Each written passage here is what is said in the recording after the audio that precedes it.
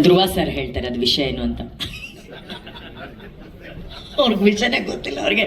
Okay, ಇವತ್ತಿನ ದೊಡ್ಡ announcement ಏನಪ್ಪಾ ಅಂತಂದ್ರೆ, ಹೇಗೆ ಪ್ರೇಮ್ ಸರ್ ಅವರು ಒಬ್ಬ ಹೊಸ ಟೆಕ್ನಿಷಿಯನ್ ಅಂದ್ರೆ ನಮ್ಮ ರಾಹುಲ್ ಮಾಸ್ಟರ್ಗೆ ಒಂದು ಅವಕಾಶ ಕೊಟ್ಟಿದ್ದಾರೆ ಇದರಲ್ಲಿ ಕೊರಿಯೋಗ್ರಾಫ್ ಮಾಡೋದಕ್ಕೆ, ಇದೇ ರೀತಿ ಈ ಸಾಂಗ್ ನ ಹುಕ್ ಮೂಮೆಂಟ್ ನ ಮಾಡೋಂಥ ಅವಕಾಶ, ಹುಕ್ ಮೂಮೆಂಟ್ ಕ್ರಿಯೇಟ್ ಮಾಡೋಂಥ ಅವಕಾಶ ನಿಮಗ್ ಕೊಡ್ತಿದ್ದಾರೆ. ಅಂದ್ರೆ ಪ್ರೆಸ್ ಅವ್ರಿಗಲ್ಲ ಪಾಪ, ಅವರೆಲ್ಲ ಇನ್ನು ನಾವು ಮಾಡ್ಬೇಕಾ ಹುಕ್ ಮೂಮೆಂಟ್ ಅಂತ ನೀವು ಅನ್ಕೊಂಡಿರ್ತೀರಾ.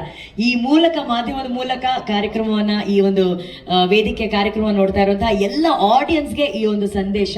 ಸೊ ಈ ಸಾಂಗ್ ಇವತ್ತು ಲಿರಿಕಲ್ ವಿಡಿಯೋ ನಾವೇನ್ ಲಾಂಚ್ ಮಾಡಿದೀವಿ, ಸೆಟ್ ಆಗಲ್ಲ ಹೋಗೆ ನಂಗು ನಿಂಗು, ಈ ಹಾಡನ್ನ ನಿಮ್ಮ ಕ್ರಿಯೇಟಿವಿಟಿ, ನಿಮ್ಮ ಟ್ಯಾಲೆಂಟ್ ಅನ್ನ ಯೂಸ್ ಮಾಡಿ ನೀವು ಯಾವ ಹುಕ್ ಸ್ಟೆಪ್ ಮಾಡ್ತೀರಾ ಆ ಹುಕ್ ಸ್ಟೆಪ್ ನ ರೆಕಾರ್ಡ್ ಮಾಡ್ಬಿಟ್ಟು ನೀವು ಪ್ರೇಮ್ ಸರ್, ಧ್ರುವ ಸರ್ಜಾ ಅವರು, KVN ಇವರೆಲ್ಲರಿಗೂ ಟ್ಯಾಗ್ ಮಾಡ್ಬಿಟ್ಟು ನಿಮ್ಮ ಸೋಷಿಯಲ್ ಮೀಡಿಯಾ ಪೇಜ್ ಅಲ್ಲಿ ಹಾಕಿದಲ್ಲಿ ಅಷ್ಟು ವಿಡಿಯೋಗಳನ್ನ ತಂಡದವರು ನೋಡ್ತಾರೆ, ವಿಶೇಷವಾಗಿ ನಮ್ಮ ನಿರ್ದೇಶಕರು ನೋಡ್ತಾರೆ.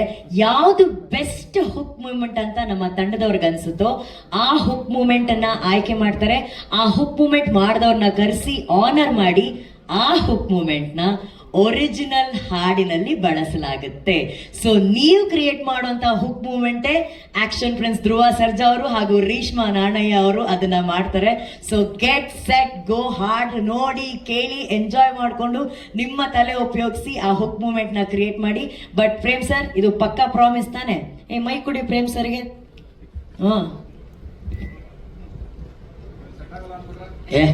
ಅವ್ರು ಇದನ್ನೇ ಅವ್ರ ಸೆಟ್ ಮಾಡಿರೋದು ಅಲ್ವಾ? ನನಗೆ ಒಂದು ಸೆಟ್ ಆದ್ಮೇಲೆ ಎಲ್ಲರಿಗೂ ಸೆಟ್ ಆಯ್ತದೆ. ಸುಪ್ರೀಂ ಸರ್, ಈ ರೀತಿ ಒಂದು ಆಲೋಚನೆ ಯಾಕೆ ಬಂತು ನಿಮ್ಗೆ? ಬಿಕಾಸ್ ಇಟ್ಸ್ ವಂಡರ್ಫುಲ್ ಆಪರ್ಚುನಿಟಿ ಎಷ್ಟೋ ಜನಕ್ಕೆ. ಫಸ್ಟ್ ಇದು ಹುಕ್ ಲೈನು ಸೆಟ್ ಆಗಲ್ಲ ಅವಾಗ ನನಗೆ. ಸಾಮಾನ್ಯವಾಗಿ ಯಾರಿಗೆ ಆಗ್ಲಿ ಸಾಂಗ್ ಫಾಸ್ಟ್ ರೀಚ್ ಆಗ್ಬಿಡುತ್ತೆ. ಕರೆಕ್ಟ್. ಮಕ್ಳಿಗಾಗ್ಲಿ, ಅಜ್ಜಿದಿರ್ಗಾಗ್ಲಿ, ಲವರ್ಸ್ಗಾಗ್ಲಿ, ಗಂಡ ಹೆಂಡತಿರ್ಗಾಗ್ಲಿ, ಯಾರಿಗಾಗ್ಲಿ ಏನೇ ಪ್ರಾಬ್ಲಮ್ ಆದ್ರೂ ನಂಗೂ ನಿಂಗೆ ಸೆಟ್ ಆಗಲ್ಲ ಅಂತೀವಿ. ಯಾವಾಗ ನಂಗೆ ಸೆಟ್ ಆಗಲ್ಲ. ರೈತ ಗದ್ದೆ ಉಳೋನೂ ಅಷ್ಟೇನೆ.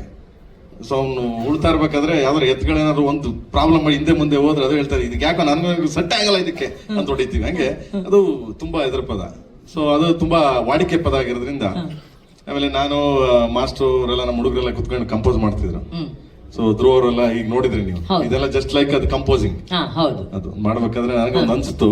ಆಮೇಲೆ ನಾನು ಶ್ರಾವಣನ ಹತ್ರ ಮಾತಾಡ್ತಾ ಇದ್ದೆ. ಶ್ರಾವಣ ಐಡಿಯಾ ಕೊಟ್ರದ್ನ, ಹಿಂಗ್ ಮಾಡಿದ್ರೆ ಹಂಗಾಗತ್ತೆ ನೋಡಿ ಪ್ರೇಮ್ ಅಂತ, ಜಗಸ್ ಸರ್ ಸ್ಟೈಲ್ ಅಲ್ಲಿ ಹಿಂಗಾದ್ರೆ ಹಂಗಾಗತ್ತೆ ಅಂತ. ಸರಿ ಹಂಗೆ ಮಾಡೋಣ ಅನ್ಬಿಟ್ಟು ಅದನ್ನ ಮಾಡಿದೀವಿ. ಸೊ ಯಾರೇ ಮಾಡಿದ್ರು ಅದು ಹುಕ್ ಸ್ಟೆಪ್ ನಾವು ಅದನ್ನ ತಗೊಂಡ್ರೆ ಅದನ್ನ ನನ್ನ ಸಿನಿಮಾದಲ್ಲಿ ಈ ಹುಕ್ ಸ್ಟೆಪ್ ನ ಅಳವಡಿಸ್ತೀನಿ. ಮತ್ತೆ ಅದಕ್ಕೊಂದು ಸ್ಟೇಜ್ ಕ್ರಿಯೇಟ್ ಮಾಡಿ ಇದನ್ನ ನಾವು ಯೂಸ್ ಮಾಡಿದೀವಿ ಅಂತ ಅವ್ರಿಗೆ ನಾವು ಆನರ್ ಮಾಡ್ತೀವಿ ಖಂಡಿತವಾಗ್ಲು. ಅದು ಪ್ರತಿಯೊಬ್ಬರಿಗೂ ಇದಾಗ್ಲಿ, ಹೊಸ ಪ್ರತಿಭೆಗಳು ಹುಟ್ಟುಗಲಿ. ಸೊ ಇದರಿಂದ ಅಂತ, ಯಾಕಂದ್ರೆ ಪ್ರತಿಯೊಬ್ರು ಎಲ್ಲ ಹೊಸೊಬ್ಬರ ಕೈಲಿ ಸಾಹಿತ್ಯ ಬರೆಸ್ತೀನಿ, ಎಲ್ಲ ಹೊಸೊಬ್ಬರನ್ನ ಇಂಟ್ರೊಡಕ್ಷನ್ ಮಾಡೋದ್ರಿಂದ ಇದು ಒಂದು ಹೊಸದು ಇದಾಗ್ಲಿ ಅಂತ ಫಸ್ಟ್ ಟೈಮ್ ಮಾಡಿದೀವಿ. ಅದು ಶ್ಯಾಮಣಂಗ್ ಸಲ್ಬೇಕದು ಐಡಿಯಾ, ನಂದಲ್ಲ. ನನ್ಗೂ ಅವ್ರಿಗೂ ಸೆಟ್ ಆಗಲ್ಲ, ಇವ್ರಿಗೆ ಸೆಟ್ ಆಗುತ್ತೆ.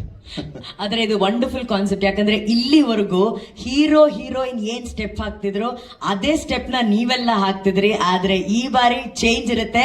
ನೀವ್ ಹಾಕೋ ಸ್ಟೆಪ್ ನೇ ನಮ್ಮ ನಾಯಕ ಹಾಗೂ ನಾಯಕಿ ಹಾಕ್ತಾರೆ. ಇದು ನಿಜವಾಗ್ಲೂ ಸಿನಿಮಾ ಪ್ರೀತಿ ಅಂತಂದ್ರೆ. Nice nice.